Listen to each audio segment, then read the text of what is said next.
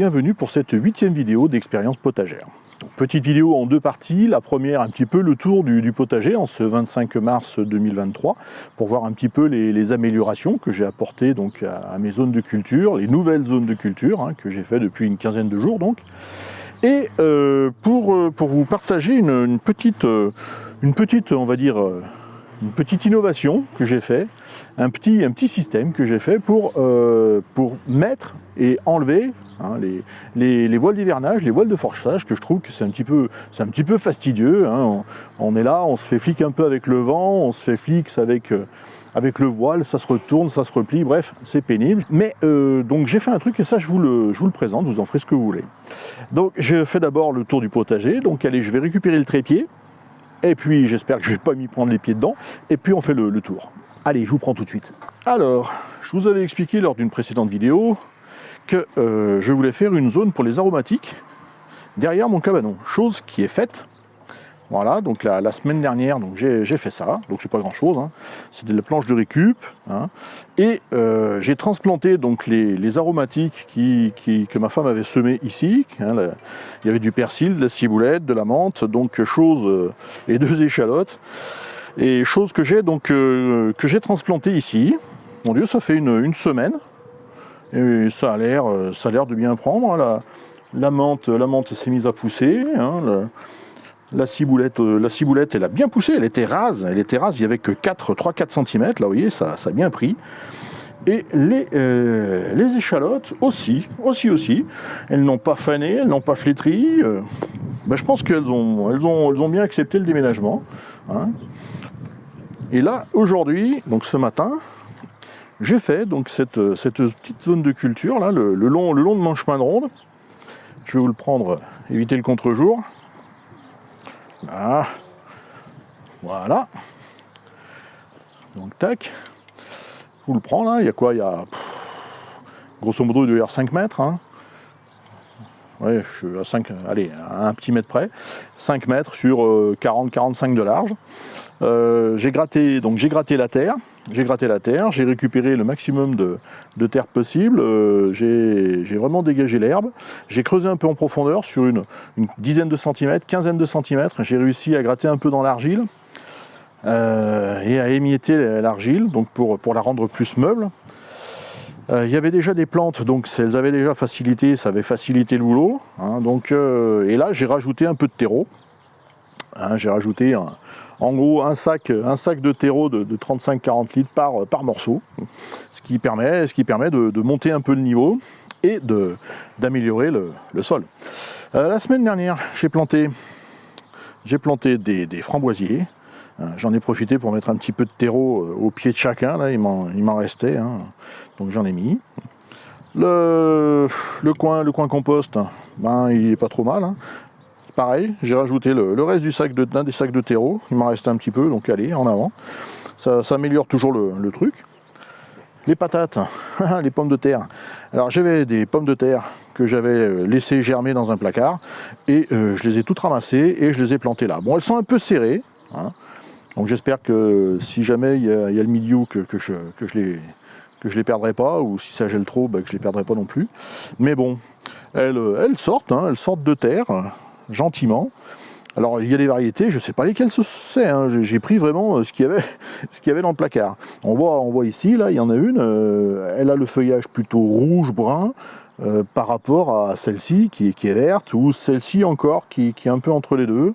Vous voyez, celle-ci aussi, rouge-brun, celle-là. Voilà, donc ça sort timidement, ouais, mais ça sort. Il y a des choses qui pointent le bout de leur nez, c'est sympa.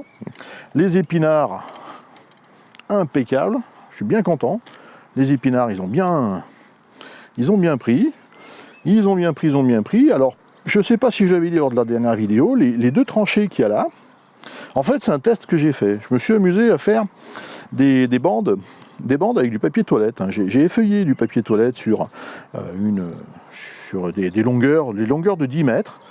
Et j'ai posé des graines que j'ai fait prisonnier dans de la colle. Alors c'est de la colle facile à faire, hein, c'est de la farine avec un peu d'eau. Hein. Donc une goutte de colle, une graine et hop, on rabat le papier toilette. Donc ça fait des bandes pour pas cher.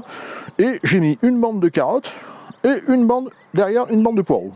Entre deux hauteurs de radis, j'ai laissé volontairement plus profond. Car comme le poireau et la carotte, notamment le poireau, a besoin d'être buté, donc ça me permettra de rajouter de la terre et de buter pour récupérer un peu de niveau. Et maintenant la pépinière. Donc la pépinière. Là. Alors, qu'est-ce qu'on a là? Là, j'ai refait un peu de semis de salade. Là, c'est de la betterave rouge d'Égypte qui commence à sortir, hein, tout ça, là, les petits pots, les 6-7 petits pots ronds et les 5 pots rectangulaires. C'est tout de la récup, hein, c'est des trucs de fromage blanc, ça c'est des trucs de champignons, trucs de popcorn. Là-dedans, il y a un semis de poireaux Elbeuf que j'ai fait donc la semaine dernière, le 18, hein, ce que j'ai marqué, je vois le 18 ou 19. 18,03. Là, 18,03 aussi, donc semaine dernière, j'ai fait de la tomate cerise. Je vois des choses pointées, donc je ne sais pas si c'est de la tomate ou si c'est de la mauvaise herbe qui pousse. Là, les choux cabus. Les choux cabus qui datent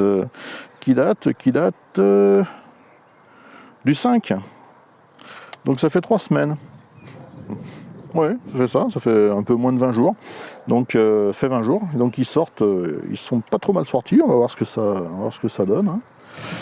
Et ici, nous avons de la tomate cerise.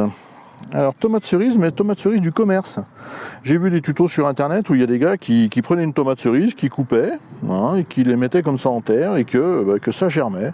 Donc, écoutez, pourquoi pas, hein, pourquoi pas. Alors, je sais bien qu'il y a soi-disant de l'anti-germinatif, des trucs comme ça, mais bon, c'est des choses qui... Hein, ça ralentit la germination, hein. Moi, les patates qu'il y a là-bas, et aussi, il y avait de l'anti-germinatif, hein, ça les a pas empêchés de sortir. Et nous avons cette chose. Alors, cette chose, ne me demandez pas, je ne sais pas ce que c'est. Tout ce que je peux vous dire, c'est qu'il y a, dans ce pot, il y avait, c'est ce qui reste là, hein, un résidu de basilic, qui tombe en poussière, le pauvre vieux, et ça s'est mis à pousser avec, je ne sais pas trop ce que c'est, donc je verrai. Si c'est pas quelque chose qui est intéressant, mon Dieu, ça coûte pas grand chose, c'est vivant, donc je le transplanterai quelque part dans un coin du jardin, et il fera sa vie, voilà. Concernant la deuxième partie de la vidéo, ça c'est un voile donc d'hivernage, ou voile de forçage pour certains. Pour le mettre, très simple, on recouvre la zone avec le voile et on met des planches, des pierres, ce que l'on veut. Avantage, inconvénient de cette méthode, c'est pas cher, ça coûte rien. Des cailloux, si vous en avez dans votre jardin, c'est très bien. Des planches, il vous en restera toujours si vous avez une maison que vous bricolez avec un jardin, vous avez toujours quelques planches qui traînent.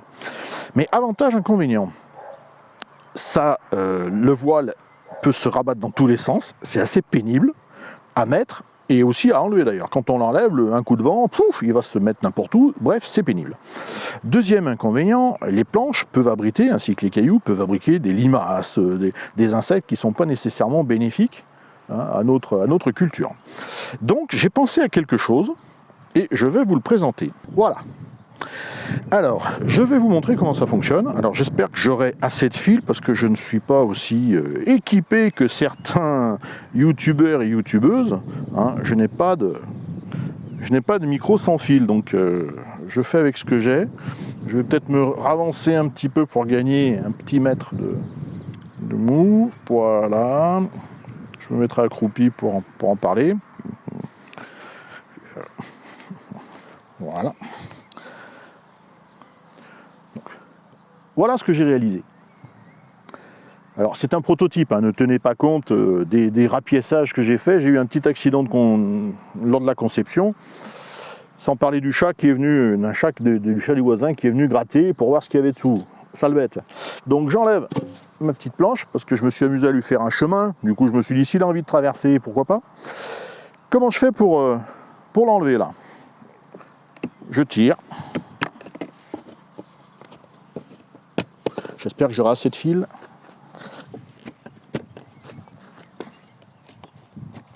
volontairement, je n'éclipse pas l'autre morceau. Je vous expliquerai pourquoi. Voilà. Et je soulève. Voilà. Alors, je ne le déclipse pas, vous avez compris. C'est pour me le maintenir. Qu'est-ce que c'est? Donc, c'est tout simple. Vous savez, je tiens mes bâches avec... mes bâches, elles sont sur des tubes IRL et je les tiens avec les clips de ces mêmes tubes IRL qui servent à fixer normalement le tube de la gaine électrique sur un mur. Donc, ces clips, là, je leur ai rendu leur fonction primaire, c'est-à-dire tenir un tube sur un support vertical. Donc, je les ai vissés. Là, il y en a 2 sur chaque face, bon, sauf au milieu, hein, que là, au milieu, j'en ai pas, mais 2 sur chaque face, sauf les grandes faces, où j'en ai mis 3. Hein. Et c'est simplement clipsé dessus. J'ai clipsé donc des bouts de tube, là, 4 petits bouts de tube, et 2 longs tubes pour faire donc toute la largeur, pour être sûr que ça tienne bien. Sur ces tubes, j'ai fait des petites entailles, j'aurais pu faire des trous. J'ai fait des entailles avec un pistolet à colle, j'ai garni de colle donc les entailles, pour être sûr que ça prenne bien derrière. Et j'ai collé mon voile d'hivernage que j'avais prédécoupé à la forme au préalablement. J'ai tout fixé, donc mes tubes comme il faut, en taille visible, et je me suis mis sur une extrémité, j'ai garni avec le pistolet à colle, j'ai posé le voile d'un côté, attendu que ça colle, que ça refroidisse, ça prend 30 secondes hein, pour le faire ça. Je me suis mis donc de l'autre côté, j'ai fait pareil, et après je me suis amusé à faire les côtés. Ça m'a pris, allez, le temps de découper les tubes, ça m'a pris une demi-heure pour le faire. Donc vraiment, rien comme temps. Pour le remettre maintenant, allons-y. On prend le morceau, on le pose comme ça, là. On va de l'autre côté, on fait d'abord les petites extrémités.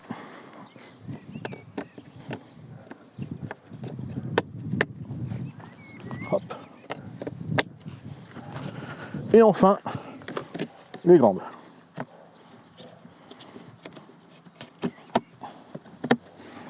Terminé. Ah, le petit chemin pour le chat. Si jamais il veut passer, au moins il passera là-dessus. Voilà. Donc ça fait donc ça fait 15 jours. Ça fait 15 jours que je l'ai fait, que je l'ai mis, que je le fais. Tous les matins, je l'ouvre. Tous les soirs, je referme. Ça a l'air de tenir. Je vais le garder encore un mois en test. Hein, puisque bon, les gelées, là on est le 25 mars. Je pense que d'ici fin avril, on aura déjà fait du bon boulot. Il n'y en aura plus beaucoup. Et les plants surtout seront beaucoup plus grands. Je sais de la salade et du radis. Donc le radis, je pense que d'ici un mois, il sera peut-être déjà dans l'assiette ou l'estomac. Et la salade sera assez grande. Elle résiste un petit peu aux petites gelées, donc jusqu'à -3, -4, voire -5. Protéger un petit peu, ça ne devrait pas craindre. Donc je vais le garder encore en test jusqu'à fin avril, éventuellement début mai. Et je vous ferai un retour pour vous dire si ça a tenu, si c'est concluant. Et si c'est concluant, et s'il est encore en bon état, je le garderai pour l'année prochaine. Et puis je ferai les autres. Comme ça, l'année prochaine, je serai équipé. Et quand j'ai besoin, en 2 temps 3 mouvements, c'est mis. Bonne continuation et je vous dis à bientôt.